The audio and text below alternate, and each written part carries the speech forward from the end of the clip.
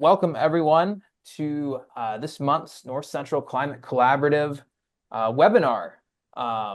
So if you're not familiar with us, the North Central Climate Collaborative is made up of extension professionals from across the North Central region who are working to increase the flow of usable climate information for partners in extension, farmers, natural resource managers, and communities within the region. As such, these webinars are kind of a key tenet of who we are and what we do. Information in these webinars is usually focused on agriculture, weather, and climate topics. We do these bi-monthly, so every 2 months, and we record them. And we will be able to process this and post this webinar on our website and on our partner YouTube channel. So if you're interested in more content like this, you are welcome to visit our website, North Central Climate Collaborative, or North Central Climate, excuse me, northcentralclimate.org. I'll post it in the chat for everybody. If you're interested in more of this, you can go to that website and you can sign up for our newsletter and our mailing list, and we'll let you know when we have speaker announcements, programming announcements, things like that. So without further ado, I'm going to introduce our speakers for this month's webinar. We have 2 speakers today who will be talking to us about a cool initiative developed here in the state of Ohio. First, we have Mike Estat. Did I pronounce that right, Mike? Estat, close enough. Been called worse. Mike Estat. Mike Estat serves as the Agriculture and Natural Resources Extension Educator for Pickaway County, Ohio. In this role, he is the county's primary source of research-based information from Ohio State University's College of Food, Agriculture, and Environmental Sciences, as well as other land-grant partners and institutions. As part of our Ohio statewide extension, he helps plan and deliver educational programs that respond to the needs of clientele locally, regionally, and across the state of Ohio. He has received the National Association of County Agriculture Agents Distinguished Service Award and serves as a member of the Extension Risk Management Education Advisory Council. He holds a Bachelor's of Science in Agriculture, Bachelor's of Science in Business Administration, and a Master's of Education, all from The Ohio State University. Also with us is Peggy Kirk Hall. She is the Paul L. Wright Chair of Agricultural Law and Director of Ohio State University's Agricultural and Resource Law Program. Peggy provides research and outreach on legal issues affecting Ohio's agriculture with a focus on land use, water, environmental, and property law. She's a research partner with the National Agricultural Law Center and has taught agribusiness law at Ohio State's College of Food, Agriculture, and Environmental Sciences for 25 years. In addition, Peggy has served as the president of the American Agricultural Law Association and is chair of the Ohio State Bar Association Agricultural Law Committee. She's received the Distinguished Extension Faculty Award from her college, the AALA's Excellence in Agricultural Law Award, and Distinguished Service Award, as well as the National Association of County Agricultural Agents Distinguished Service Award. She holds a bachelor's and master's in natural resource policy from OSU and is also a Juris Doctor from the University of Wyoming College of Law. With all of that, let's get started with Mike. Okay.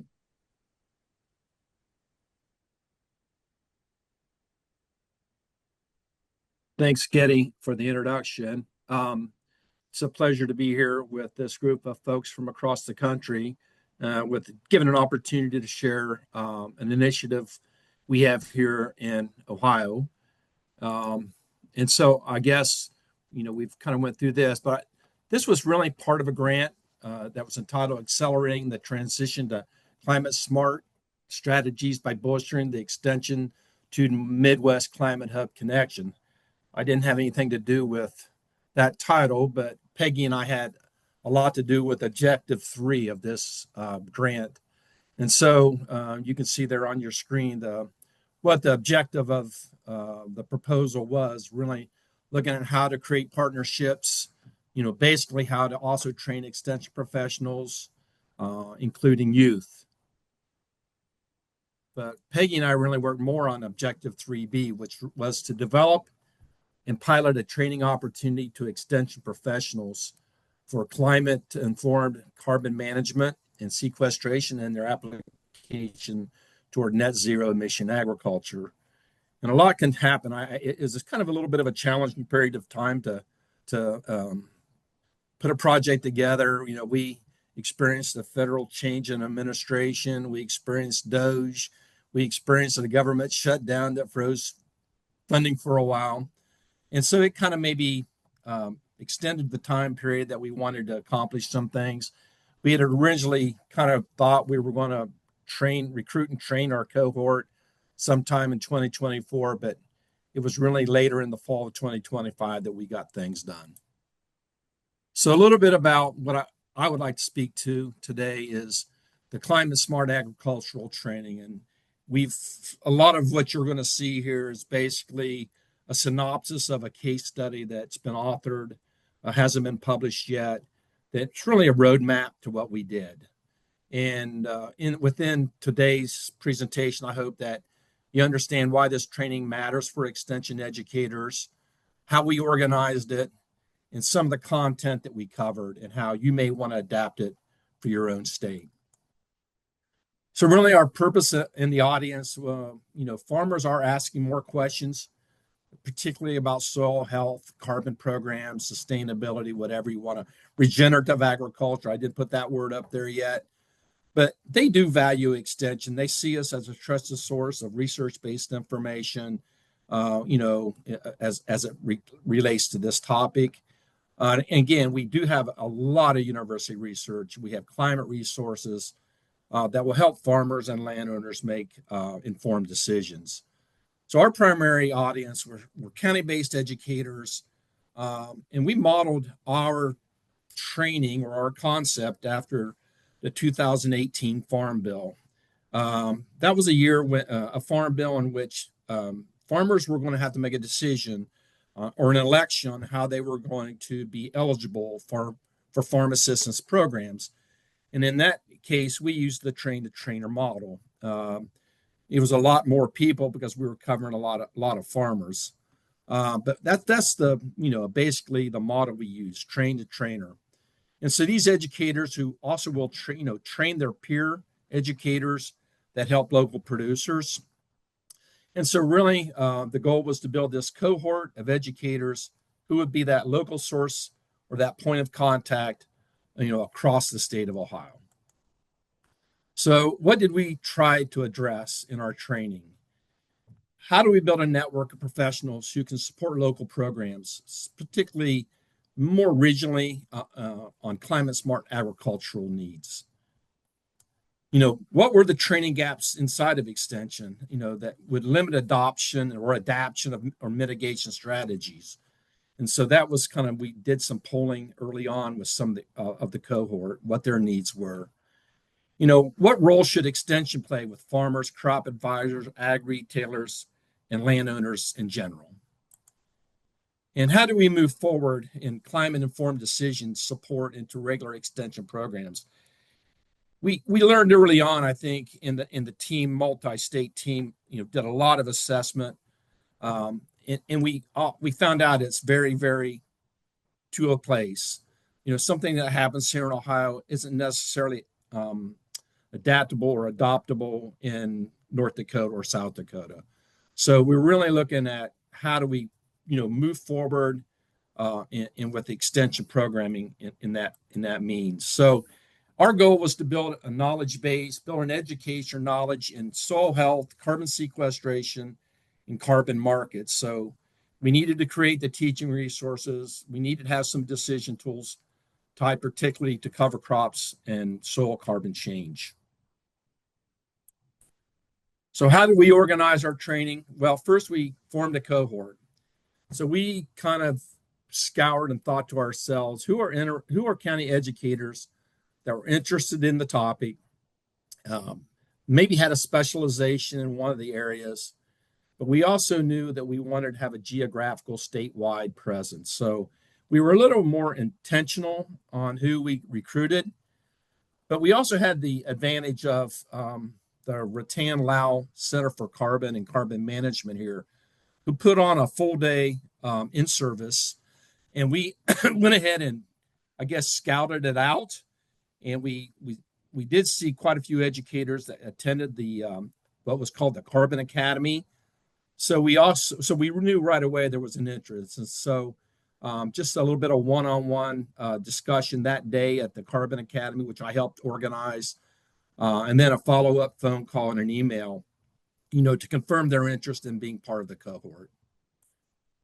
So pre-work was shared. So both our participants and our resource people received what we call it a draft guide, a learning guide or a program guide. And it kind of spelled out what the expectation and learning objectives were before they even came to the training event. So, this is probably the hardest part of the whole training, was to get a date that we could get a majority of our speakers and our participants locked down on the same day. And by the luck, I don't know what it was, just pure luck, but we did find a day that all of our speakers and the 9 members of the cohort could all to give us a day of time to do the training. But we did build a resource hub. We use a Microsoft Teams folder to store all the slide decks, all the supplemental fact sheets, websites, and all the other scholarly resources by topic areas. So we ask our speakers to build out their folders within the Microsoft Teams application. And we did finally deliver the training. It was a one-day Zoom webinar on the 30th of September. It lasted from 10 a.m. to 3 p.m. As you can see here, this was the curriculum components that were covered in the training. Each module included presentation topics. There were learning objectives to each of the curriculum components. We had some activities and some discussion prompts. In addition to that, in that Teams resources page, additional resource links for later use. One of the themes, particularly with soil health and cover crops, as you can see from this slide, is really an introduction to soil health, the benefits, what indicators and tools are out there, what soil tests, particularly you could use to assess soil health. The idea there, some of the activities we included an Ohio Soil Health scorecard. Our particular resource person also provided links and resources to other commercially available lab tests to measure soil health. The cover crop module, we really looked at, how to focus on the specific species or choices, what benefits and what trade-offs were there, how to get the planning time right and termination. We asked participants to identify the benefits of cover crops and to match the practices to goals. And then we also had a section on the Midwest Cover Crop Council. One of our cohort and also one of the speakers is one of the national board members of the Midwest Cover Crops Council, Sarah Noggle. So it was nice to have Sarah as a resource. And so Sarah went through the website, went through all the decision tools, and basically gave our participants, our cohort, all the tools that they could use on a local basis as it relates to cover crops. So again, the sessions moved kind of from a foundational concept to more practical farmer-facing tools in order to give educators those local programming ideas. The second theme of the training really was more on the carbon and conservation level, looking at some of the decisions tools that are available. We have our own OSU soil organic matter calculator. It's really kind of a fast estimate of soil organic matter based upon changes of practices. We also looked at the NRCS STEP and also the Comet Farm and Comet Planner. So we saw 3 different tools. We had them demonstrated by our state specialist. Again, helping our cohort understand how to choose the right tool based upon the question and the scale. So some of these are field-based, like the soil organic matter calculator. Some of them are more watershed-based. So again, based on the scale, how to use these decision tools. So we spent a lot of time. Our speaker demonstrated the tool to our cohort. So again, modules link the field tools to watershed scale planning. Another theme of our cohort training was extreme weather, drainage, and water management. We know here in Ohio, I don't know what it is across the country, but we're facing wetter springs and more frequent late season heat and moisture deficits. So we start off really good, but we just run out of water. So our speaker, Dr. Vinayak Shetalar, provided a really good presentation on drainage and water management. And so you can see some of the topics in the discussion prompts. Started off with polling our educators on what were the drainage issues related to their particular part of the state. So it was a really good presentation. And then a fourth theme is carbon markets and soil sequestration. Dr. Brent Songen provided an overview of carbon markets, explained the differences between regulatory and voluntary, kind of a definition of terms that you might see in the carbon market, focused on the ideas of additionality, permanence, and leakage, kind of gave the pros and cons of row crop opportunities, even though they are somewhat still limited in many cases, but it's kind of an ebb and flow right now with the carbon markets. I know that Carbon by Indigo had another influx of investment by Microsoft. So you may see Carbon by Indigo in your community out there working with growers. And then soil sequestration, Dr. Rafiq Islam was our speaker. Pretty much almost a grad level class in soil sequestration.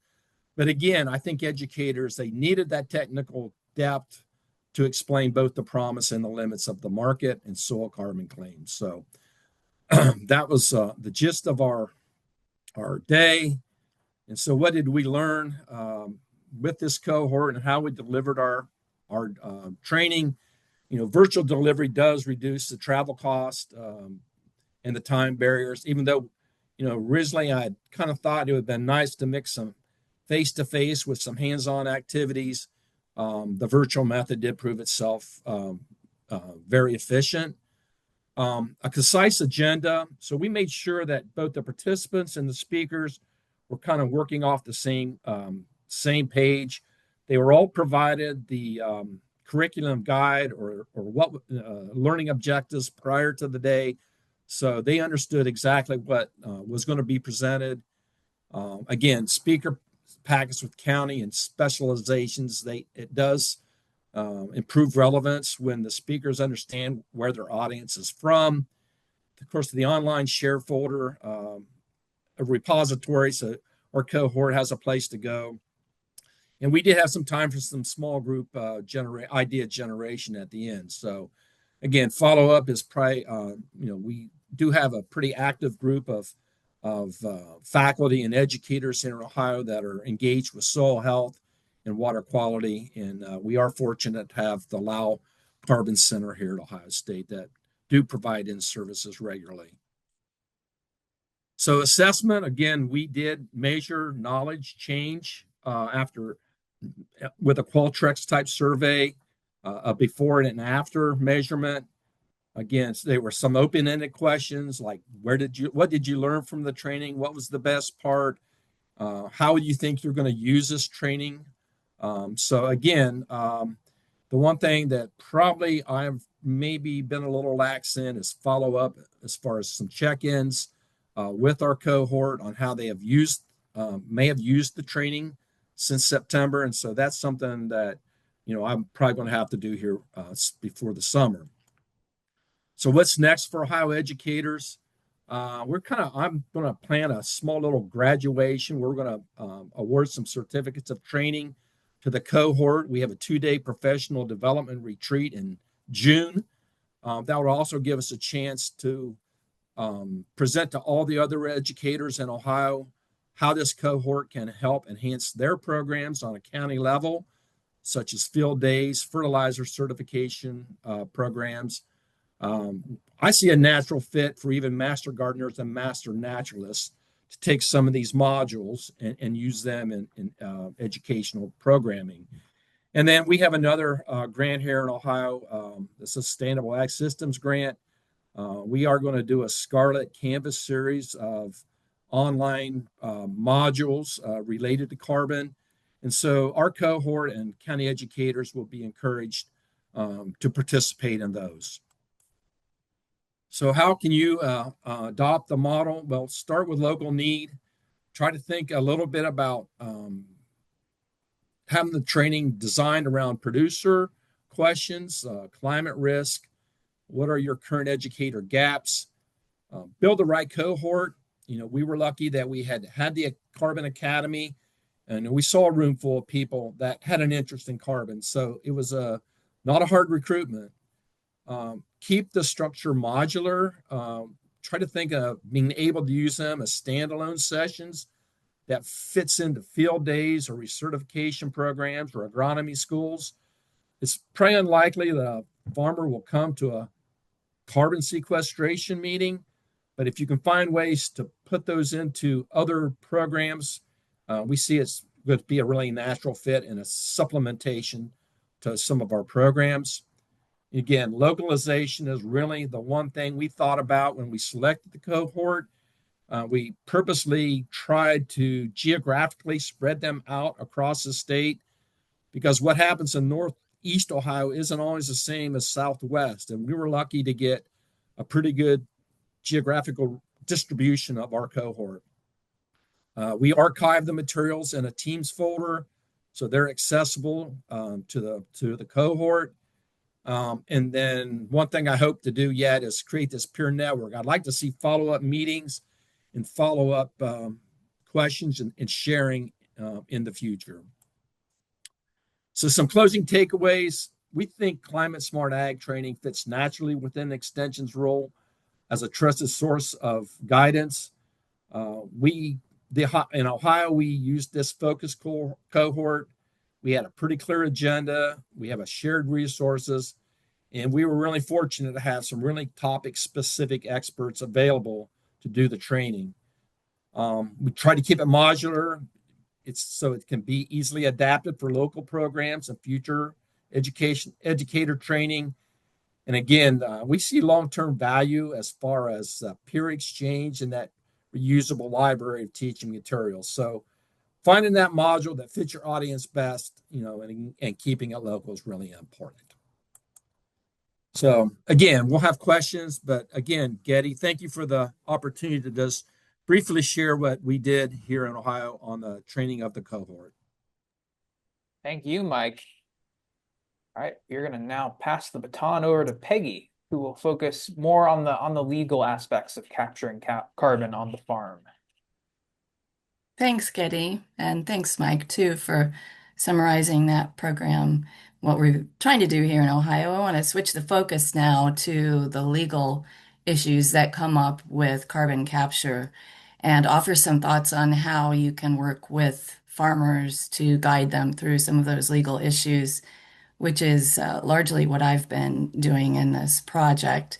What's challenging, as you'll see, is that there are so many different sometimes related and sometimes unique legal issues. So what I want to do is overview legal considerations for those who are engaging in carbon activities or who want to or who are considering engaging in those kinds of activities, and then also highlight some legal resources for all of you that can help farmers and farmland owners wade their way through those different issues.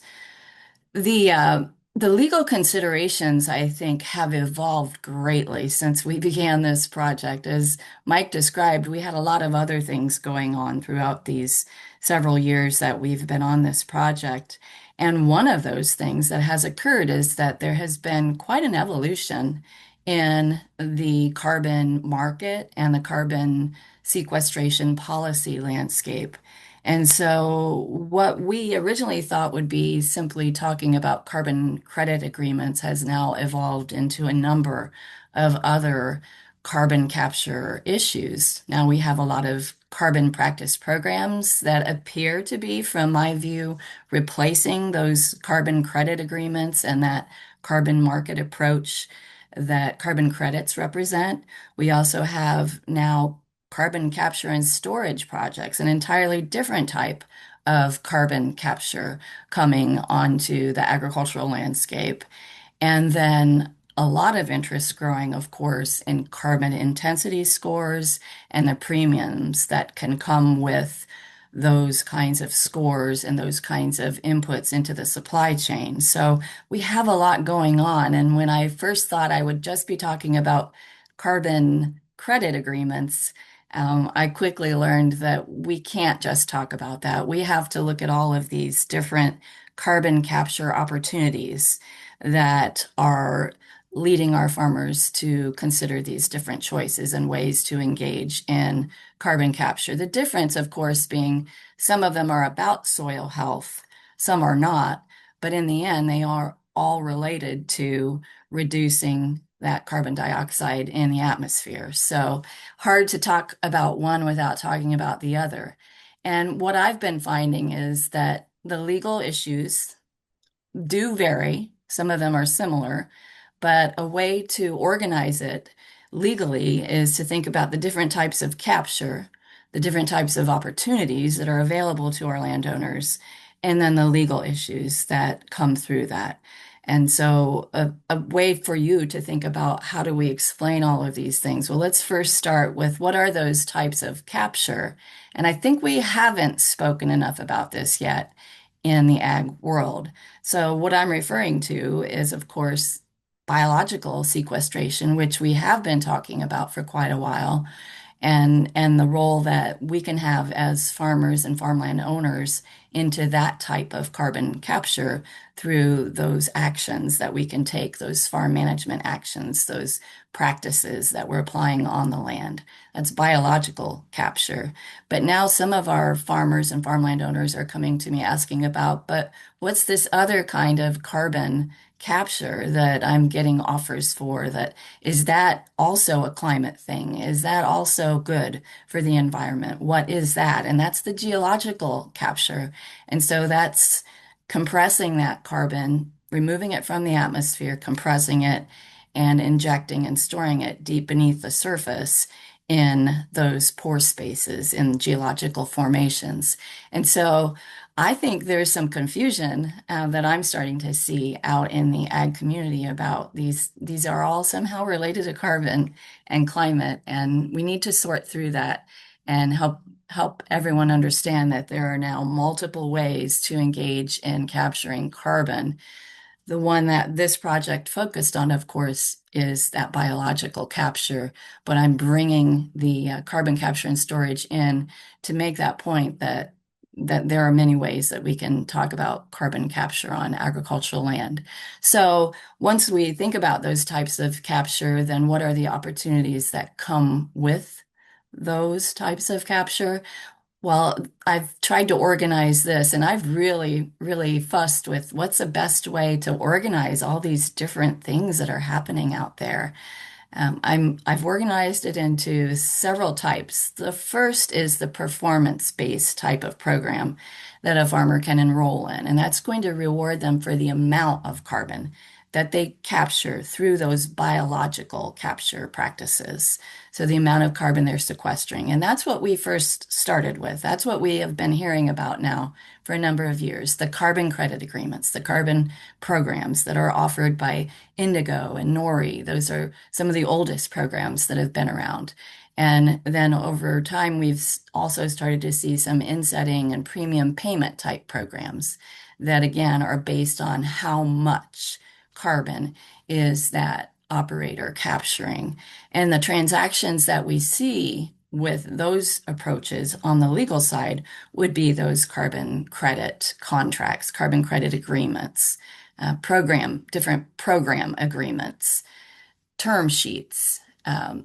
Are sometimes used in those premium or insetting type programs. So several different types of legal instruments that we could see involved in those performance-based programs.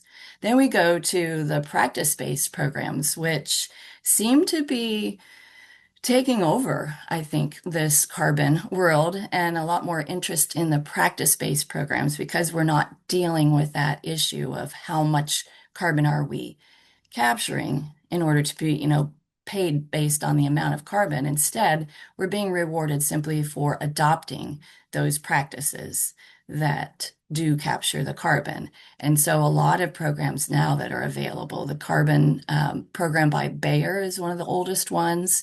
A lot of interest in the Truterra program that's out there. There are quite a few of those types of practice-based approaches. Simply adopt the practice and we will reward you for doing that.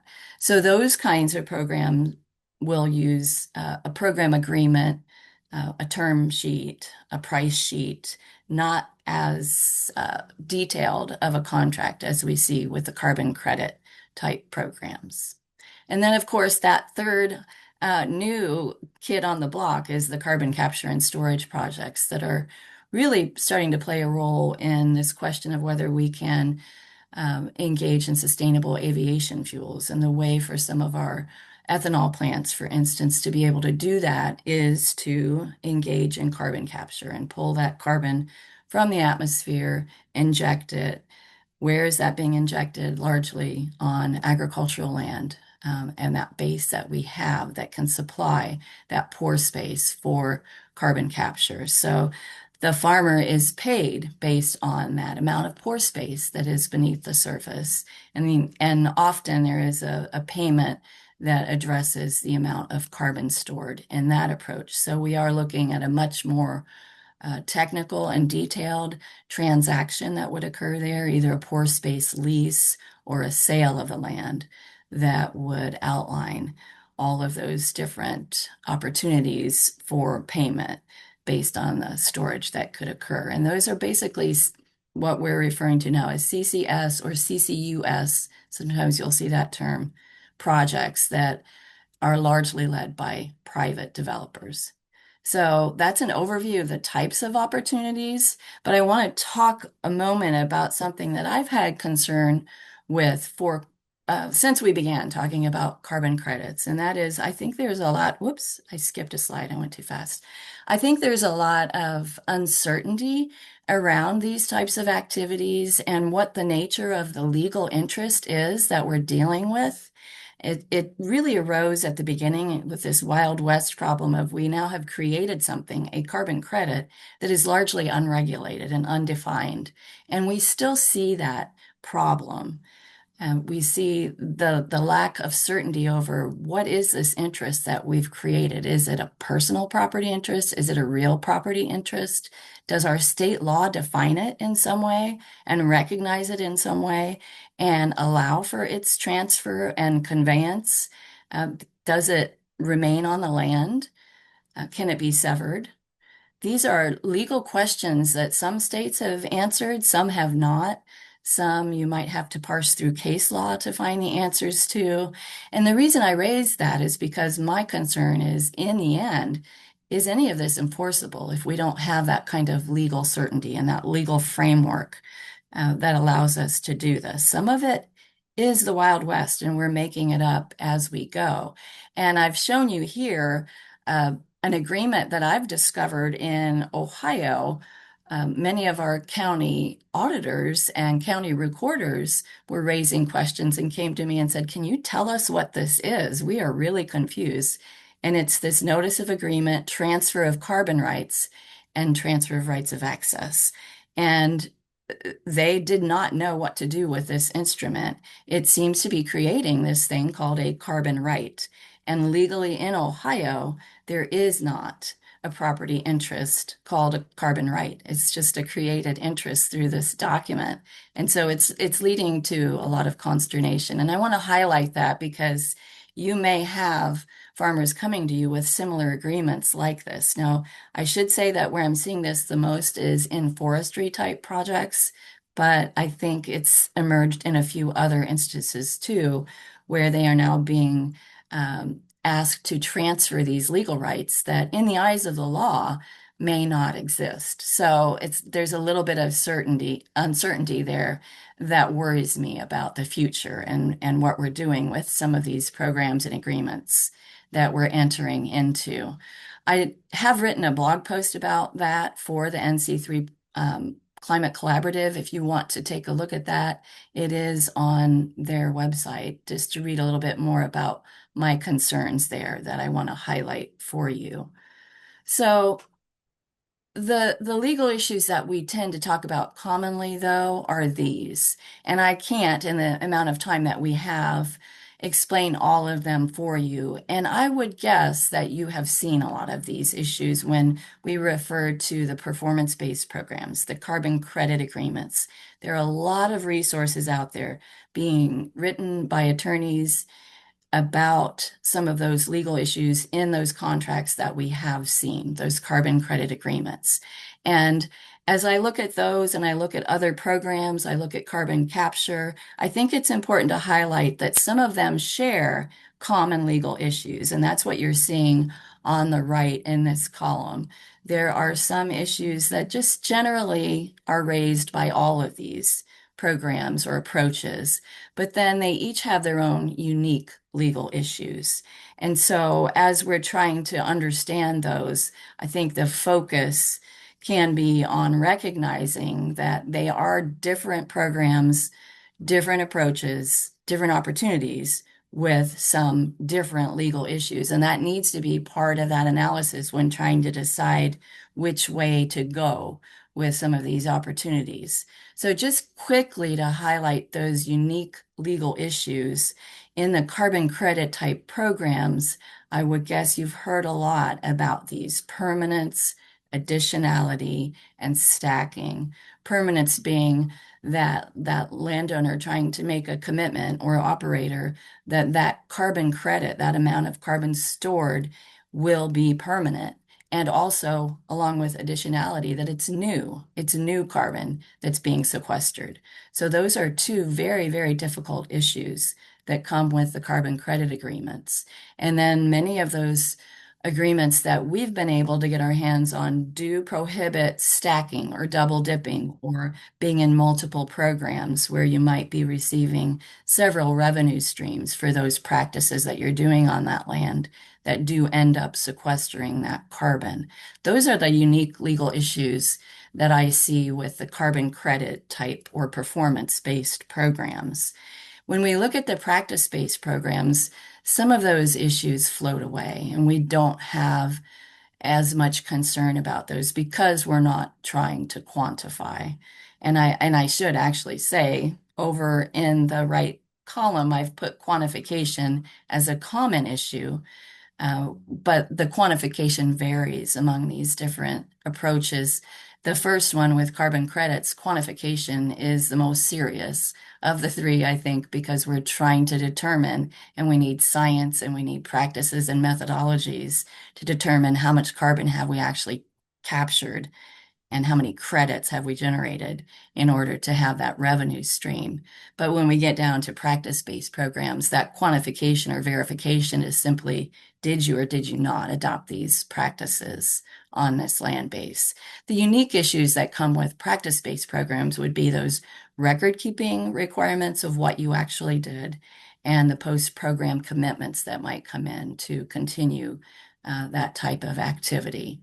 And then I'm not going to speak a lot to carbon capture and storage. Again, I just have that there as a placeholder so that we're all recognizing that that is the other kind of carbon capture that our operators are starting to talk about. The other common legal issues that I want to highlight, of course, everyone would focus on the payment terms, and those can vary tremendously through these different approaches, even though that's a common term to parse through. And the penalty provisions do vary significantly from approach to approach. And those are largely based upon whether you interfere with that carbon that's been stored, whether you interfere with that permanence, those kinds of issues. And the other big issue that's common to all of these are the data rights and the use of the data.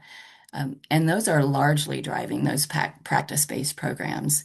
Learning what is happening, what works, getting that data can be incredibly valuable to these programs. And so you will see some rather detailed data rights provisions in those agreements as well as in the carbon agreements where we first saw them. So that's a very quick overview of the issue. The issues that I think about when I'm talking with farmers and operators about these different opportunities. And I just want to offer a little bit of guidance on how can we guide them through these issues then. And I think it's really important, and you would expect this from an attorney, but we have to think about the economics and the management of those activities and the legal issues hand in hand. And really, it becomes, I think, cyclical that, okay, once we think this might be the economic program that we want, what are the management and legal issues that go with it? And can we back around, or maybe we want for management purposes to go with this type of program, or maybe this program has, appeals to us because it has fewer legal issues. I think all of those need to be considered initially when selecting which way to go with these opportunities. And how does that selection affect the entire operation, not just this one piece of land, but the entire operation, our equipment, our nutrients, all of that can end up being impacted. And so we need to be thinking about all of that at the same time in a kind of cyclical way. I think it's a good idea right from the get-go to conduct a baseline assessment, to do that and to continue that into the future of the history on that land, the carbon history, the carbon sequestering activities, the current conditions. It's a very good recommendation, regardless of which type of program you're going into, to have that baseline data. And some of them require that at the beginning. Doing due diligence, there have been many programs. Some have come, some have gone, some have stuck around for a while. So which ones are the ones that we think we have the highest confidence will continue? I think that's good advice to give a landowner. And then also making sure that you compare program eligibility and the authority to engage in these programs. Of course, I would recommend attorney review of the contract, and that's because these are all, as I said, brand new types of agreements. And so the ones that I've seen have varied tremendously. There is not a model agreement out there where it looks like the same thing from program to program to program. And the programs themselves have different goals, different ideas of how they want those activities to play out. So they're going to vary tremendously. So reviewing that document, I think, by an attorney is good advice. Even so, I would encourage landowners to really understand those terms in that agreement or that program sheet, to understand how payment will occur, when it will occur, how the practices or the credits are to be verified and confirmed. What are the penalty terms? I've seen some pretty harsh penalty terms in some of these agreements, and in others, there's not a lot when it comes to penalties. So reviewing those penalty terms and restrictions on future use of the land, how that will affect the operation into the future, as well as effects on land transfer. Some of these agreements, and the one that I showed you, that carbon rights, they want that to run with the land and be binding on all future landowners. So understanding that land transfer impact, as well as the data use, as I mentioned, record keeping, and whether we can assign that agreement, whether the person we're talking to now will assign that agreement to another into the future. Those are common legal issues that we can focus on and understand if we're going to be the ones actually managing these activities on our land base. And the last one I didn't mention there is termination rights. So I know I'm running out of time, so I just quickly want to show you some of the resources that I recommend for you and others who want to try to get a handle on different carbon practices and opportunities. This is Iowa State's carbon market information site. A lot of good economic information that, as I said, needs to be considered hand in hand with the legal issues. They have some great resources on this, some decision tools that are very, very helpful in trying to work through how this program will play out. They now have a carbon intensity score calculator that they've added to that site as well. And I love this publication, How to Grow and Sell Carbon Credits in U.S. Agriculture. They've put together a nice table that goes through those different programs that they've been able to find and review and assess and break down the different components of those. So very, very happy to read through those if you are considering any of these programs because they'll compare both performance. They break it down too. Here are the performance-based programs and here are practice-based programs. So take a look at that. We also have the Farmer's Guide to Carbon Market Contracts that my colleague Stephen Carpenter has prepared at FLAG, the Farmers Legal Action Group.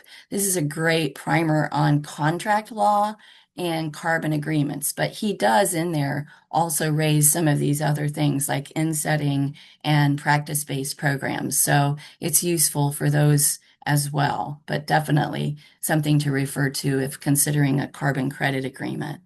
And then Tiffany and her colleagues at Kentucky and Texas A&M have written a series, an economic and legal fact sheet series on carbon markets for agriculture. And so I recommend taking a look at that series, a couple of different topics that you'll see there that they've addressed in that series. I've written a series of blog posts on pore space and carbon capture issues, so you can find that on our farm office website and the Ohio Ag Law blog, where I start to go through some of these carbon captures issues that we're seeing. And then a really good resource on carbon capture too, coming from my alma mater, the University of Wyoming, is what every Wyoming landowner should know about carbon capture and storage. And so that is available too. It is not just limited to Wyoming. I think it's useful regardless of where you are, but you need to be aware that there can be some differences in state law. And then finally, we're going to have a publication coming out that basically goes into a lot more detail from what I've told you here in the short time that we've had. And that will be Carbon Capture on the Farm, a legal guide to carbon sequestration options. And so in that, I will bring in all of these three different types of carbon activities on farmland and what are some of the legal issues that we need to be thinking about as we consider those. And Getty, that is it. I hope I haven't put us too far behind. I think we have a few minutes remaining for some questions. No, you're spot on, Peggy. You did great. Thank you so much for doing a lot in a small block of time. I thought that was really informative. Both segments, both presentations were very informative. I knew a little bit of background behind Mike's program, but Peggy, your stuff really kind of gave me a look under the hood on some stuff that I had never really thought of before regarding carbon and Good. law and all the messy details. So I hope the same sentiment is shared with our audience. Feel free to post questions for Peggy or Mike in the chat or in the Q&A box. I know a couple questions came in from Mike while you were speaking, Peggy. So I know, Mike, you replied to them directly, but would you mind kind of sharing what you said in those answers, starting with what the long-term goals and expectations for the Climate Ag Network are? Is there hope that meetings will continue or plans for new cohorts? Yeah, really, hopefully we can start launching with we have a 2-day professional development retreat in June where we want to recognize the cohort and let all the other county educators in Ohio know that there are resources out there to help supplement their programs and field days and agronomy meetings with the topics of, I guess we would call climate resilient agriculture or whatever we want to term it today. So that'll be kind of an introduction of the cohort. We originally had trained 9. I saw a question about future training too, so I'll help address that. We had one of our 9 leave Ohio to go to Cal Davis, so maybe Carrie will do some of that work out there. But we're always open to adding additional people to the cohort because we do have the repository with we have all the slide sets, all the fact sheets, all additional resources. We do have YouTube videos of the presentations that day. So, and I also mentioned, I think there was a one bullet on the slide. We do have another grant here in Ohio, a multi-state grant on carbon and carbon markets. And so we are going to do a series of online modules through what we call Canvas, Scarlet Canvas. So educators will be able to supplement the training they got last September with additional training. So we're going to need to start measuring a little bit of what is happening out in the counties, how we're utilizing the cohort. Has anyone from other states asked about it? Well, this is really our first introduction to other states is today. So I think I'm going to post my email.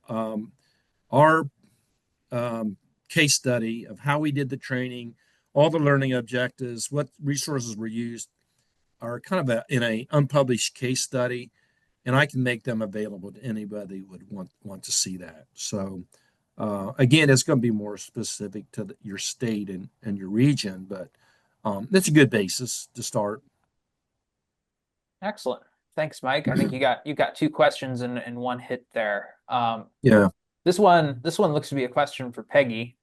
Is there any sort of guidance anticipated coming from the USDA aimed at facilitating farmer participation in carbon markets or ideas what that might look like? I know a few months ago, the CFTC repealed guidance around carbon contracts, and the FTC is potentially going to update its green guides around carbon offset claims. Yeah, I think these what they're hitting on here are some of the issues that has slowed down that interest in carbon agreements. But that Growing Climate Solutions Act did seem to stall a few times and then finally picked up and was moving forward. And we thought we were going to see some guidance, some methodologies established, some certainty, I guess, to a lot of those issues of how are we going to quantify and calculate and trade these carbon credits. But the new administration, when President Trump came in, put a pretty quick halt on a lot of that activity. And I should check to see if there has been anything, but the last time I checked, there really hadn't been any movement forward on bringing that back. So that's the answer to the first part of the question. And I think that is a hindrance to the market itself, is still having that uncertainty about the market floating around. The second question regarding the CFTC and the carbon contract guidance, I haven't heard anything recently from the FTC and what they're going to do with that issue. Probably it's anything newer than what the attendee is asking there, Getty.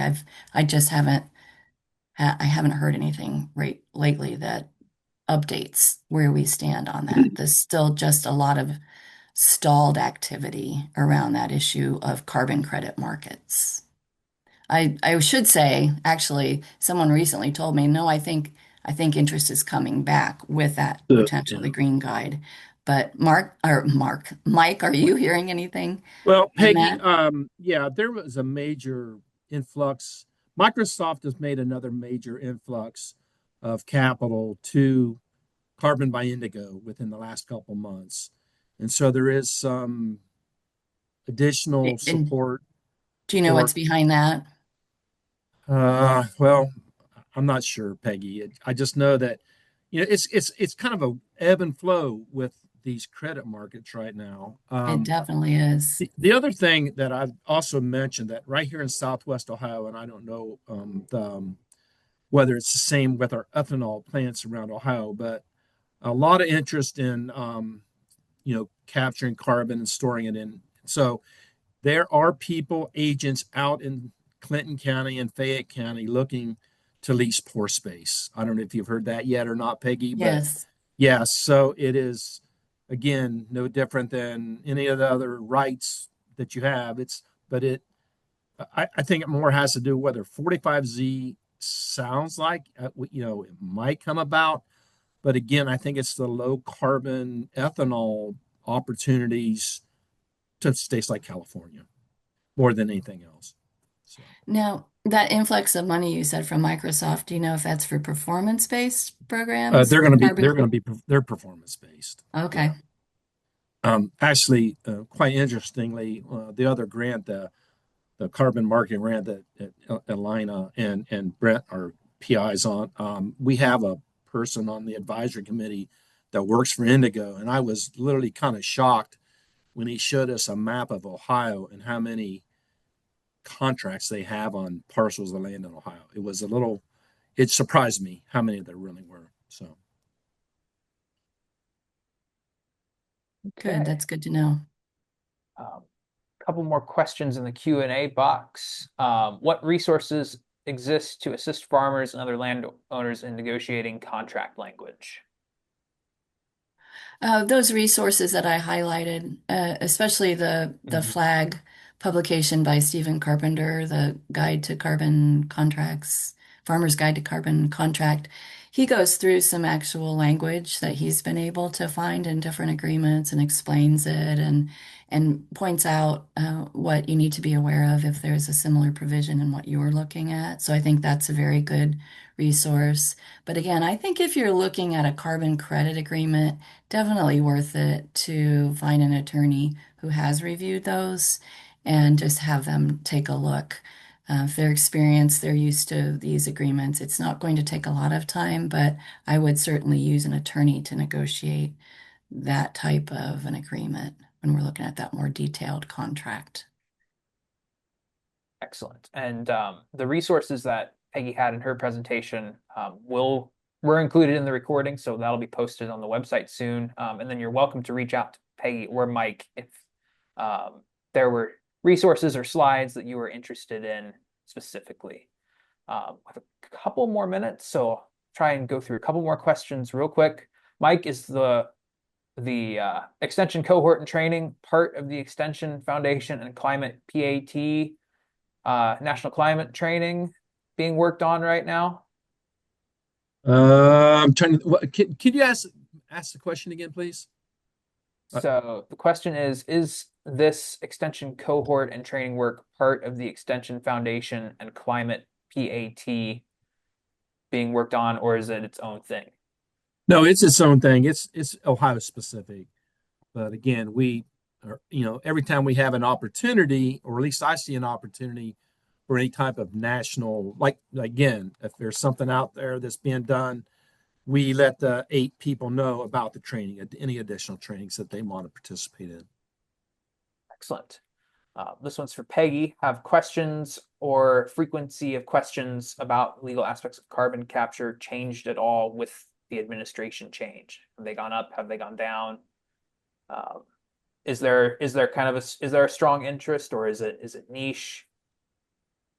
I think the interest has changed, and I think, but I'm surprised that Mike's saying he's seeing a lot of carbon credit contracts on land here in Ohio. What I'm hearing more about is the carbon practice uh, type programs, interest in those because they do overcome some of those issues of what do I have to do to be paid? Well, you simply have to adopt the practice and maintain the practice and show that you did that and give over your data.